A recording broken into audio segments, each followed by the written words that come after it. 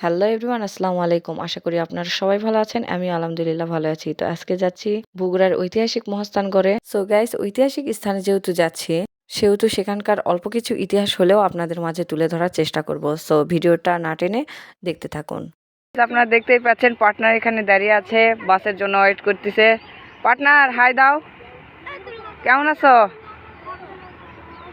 তো finally guys চলে এসেছি বগুড়া মহাস্থানগড় মাজারে। আর আমার পেছনে দেখতেই পাচ্ছেন দুই চমলক্ষ দাঁড়িয়ে আছে। সো চলুন মহাস্থানগড় ঘুরে দেখা যাক, অ্যান্ড যতটুকু পারি মহাস্থানগড়ের ইতিহাস আপনাদের মাঝে তুলে ধরার চেষ্টা করব।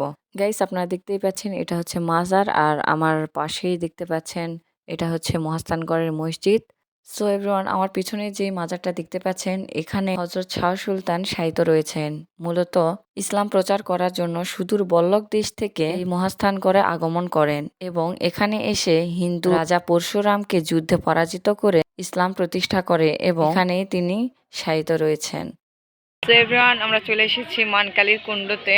এটা হচ্ছে মহাস্থানগড়ের প্রাচীন নিদর্শনের মধ্যে একটি।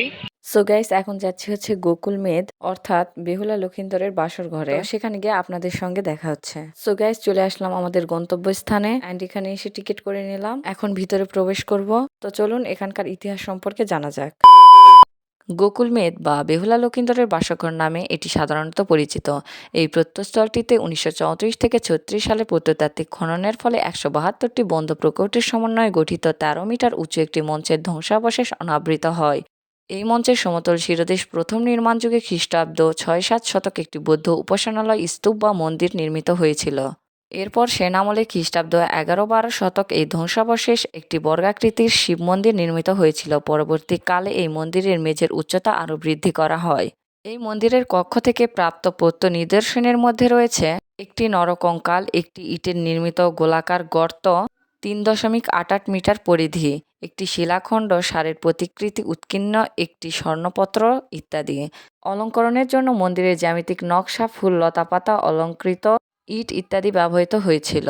সো গাইস, এই ছিল গোকুল মেদের ইতিহাস। অ্যান্ড গাইস, বলতে গেলে খাবারের দিক দিয়ে মহাস্থানগড় এই কটকটির জন্যই বিখ্যাত। সো গাইস, এই মহাস্থানগড়ের পূর্ব নাম ছিল পুণ্ড্রনগর, যা কালের বিবর্তনের কারণে মহাস্থানগড়ের নামে পরিচিত হয়েছে। এখানে প্রতিদিন অনেক অনেক পর্যটক ঘুরতে আসে। বগুড়ার এই মহাস্থানগড়ে শুধুমাত্র গোকুল মেধি নয়, আরও রয়েছে জাদুঘর, গোবিন্দভিটা, ভাসুবিহার, আরও অন্যান্য। যদিও আমি এর আগে অনেকবার এসেছি, বাট সেদিন খুব ক্লান্ত লাগতেছিল, যে কারণে আর ভিডিও করতে পারি নাই। সো গাইস, আজকের ভিডিওটা ছিল এত পর্যন্তই। সবাই ভালো থাকবেন, সুস্থ থাকবেন। আল্লাহ হাফেজ।